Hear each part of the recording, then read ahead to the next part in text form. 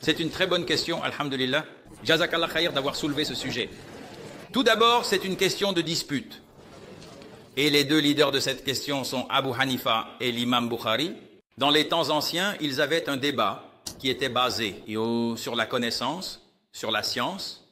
Donc, l'imam Bukhari soutenait l'opinion selon laquelle il est obligatoire de réciter la Fatiha pour tout le monde. L'imam Abu Hanifa a dit que réciter la Fatiha pour le fidèle n'est pas obligatoire du tout, et il y avait des échanges entre les érudits. Qu'Allah ait pitié de son âme, pas du tout obligatoire. Et il y avait des échanges incessants entre les érudits.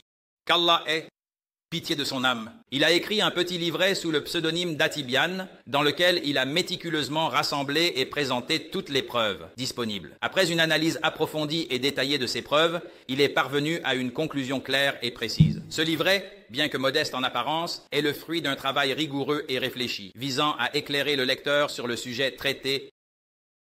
Réciter la Fatiha pour l'imam dans chaque raka'a, à voix haute ou à voix basse, et réciter la Fatiha pour l'individu. Quelqu'un qui prie seul, que ce soit en voix haute ou silencieuse, est phare, un rukun, un pilier dans chaque raka. Capitaine, compris? Maintenant, nous avons le problème avec quoi? Avec les fidèles, Mamoum, Donc c'est là où ils ont vraiment divergé, et de manière significative. En ce qui concerne le fidèle, l'opinion la plus authentique, comme l'a conclu le cheikh al-Islam Ibn Taymiyyah, est que c'est un rukun pour le fidèle, dans les rak'ahs silencieuses, 4 rak'ahs de zuhur, 4 rak'ahs d'asr, 2 rak'ahs d'isha, une 3e rak'ah de maghrib. C'est un pilier. Dans les rak'ahs en voix haute, où la question de la dispute est mise en avant, où il dit que c'est recommandé, mais ce n'est pas un pilier.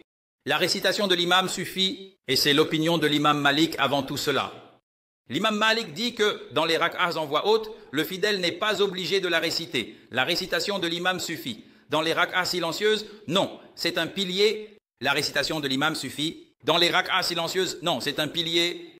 Et cela se comprend quand nous arrivons à la conclusion que si l'imam dans le Maghrib, par exemple, récite la Fatiha et immédiatement après, il dit « Allah Akbar ».